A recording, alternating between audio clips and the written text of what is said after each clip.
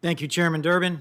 To Ms. Monaco, Ms. Gupta, welcome. I am so pleased that President Biden has chosen the two of you for these very significant positions, that he's chosen two such immensely qualified and experienced and principled public servants to take on leadership positions at the Department of Justice. You bring skills and expertise, experience that complement each other. Ms. Monaco, you've dedicated decades of your career to fighting to keep us safe from terrorist attacks, cyber attacks, and other threats to our national security. Ms. Gupta, you've devoted your career to protecting the civil rights and the constitutional rights and the liberties that we all cherish as Americans. So let me start with my thanks to you and your families for your willingness to continue your decades of service.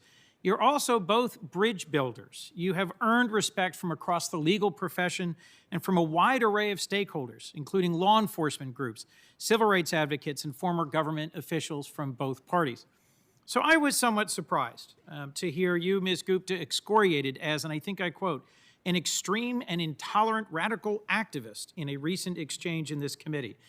So don't take my word for it. I appreciate my experience working with you and your strong advocacy on criminal justice reform and policing reform, but I thought I'd take a moment and just read from the enormous range of letters sent in support of your nomination.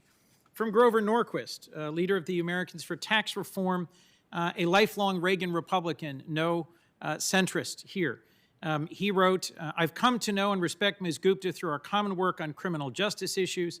I found her strongly qualified, effective, principled, driven by a desire to seek common purpose and consensus.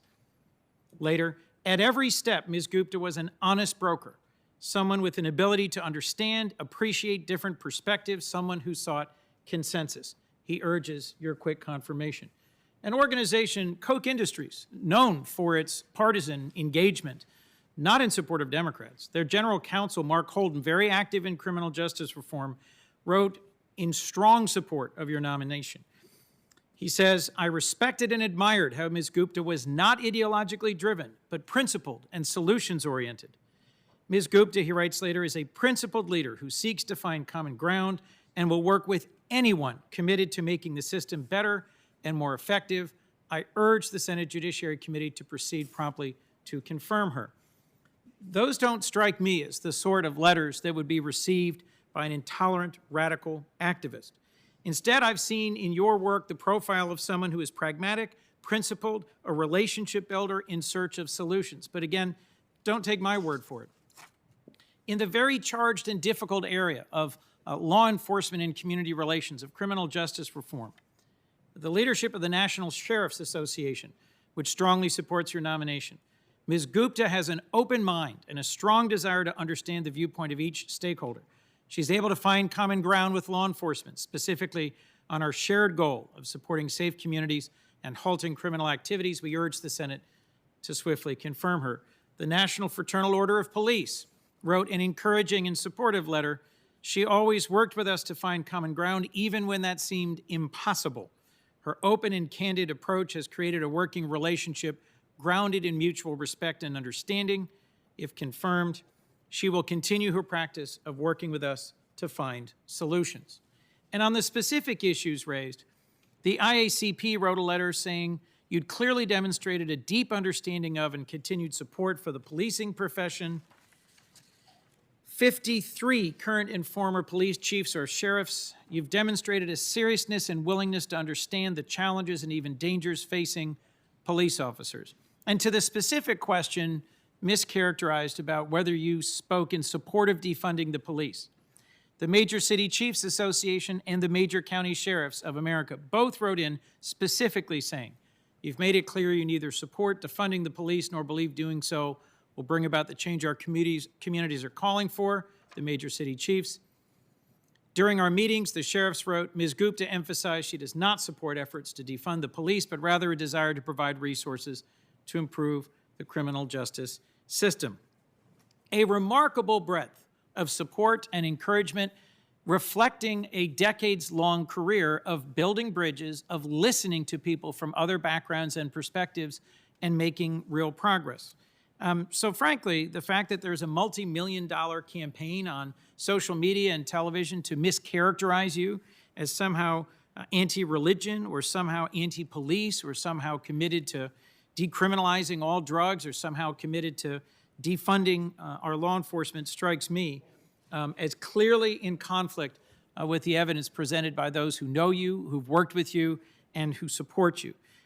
So could you just describe for me briefly how you were able to work collaboratively with law enforcement, with conservatives, with members of Congress from all backgrounds to achieve real progress in criminal justice reform, and what you think is the right path forward on realigning our law enforcement resources in a way that achieves better justice for all our communities? Thank you, Senator Coons. I take great pride that from early on in my career, where I was representing men and women who had been charged and involved with the criminal justice system, learning firsthand about their stories and experiences, and learning also that in order to make change and to do something about some of our criminal justice policies that have harmed communities of color and cost taxpayers billions of dollars, that it was important to be pragmatic. I am an idealistic person. I'm a civil rights lawyer. I'm an optimist. But in the end of the day, I am a deeply pragmatic person.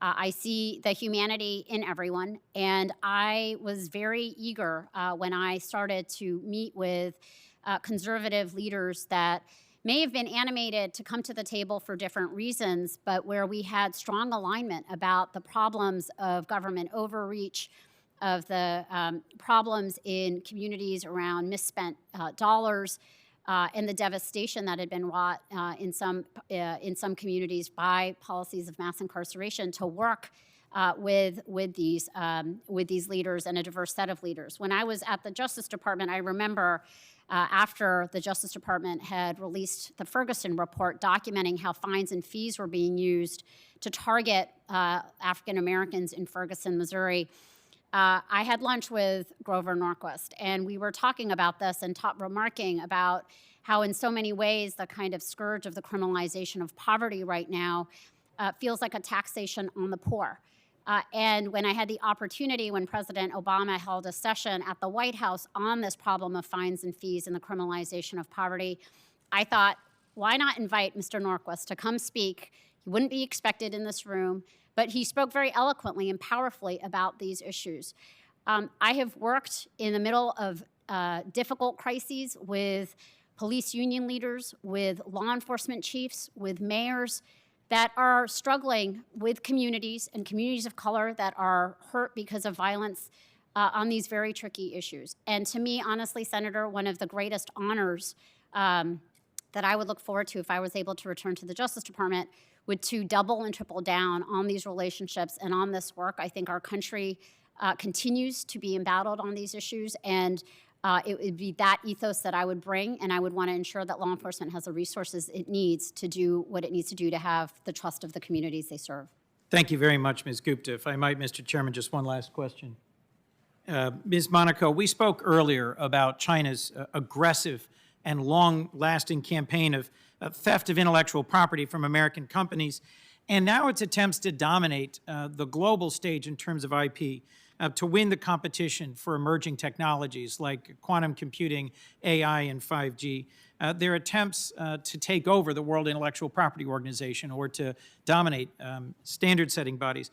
What role do you see for the Department of Justice in taking on this challenge, in advancing protections for American inventions and innovation, and in pushing back on China's innovation mercantilism? And how will you work to address that? This is an area that I have long focused on when I was at the FBI, even as we were focusing on the terrorism threat, we were intently focused on the rise of nation-state cyber actors and their efforts to steal intellectual property, to steal research and development, and yes, commit espionage. And so when I had the privilege of serving as the Assistant Attorney General for National Security, I made nation-state cyber attackers and going after them a top priority, and indeed created the first nationwide network of national security cyber specialists in U.S. attorneys' offices around the country. I would hope to continue that work, and I should say and credit my successors in the Trump administration for continuing that focus on nation-state cyber actors and on China in particular. I would hope to continue that work, to double down on the focus on intellectual property theft, on enforcing strict sanctions against China's malicious and illegal and unfair practices. So this is an area I think we have a great deal more to do, and I look forward to working with you, knowing of your leadership on this area. Well, thank you both. I look forward to working with you, supporting your confirmation, and seeing you move forward quickly through the Senate process. Thank you, Mr. Chairman.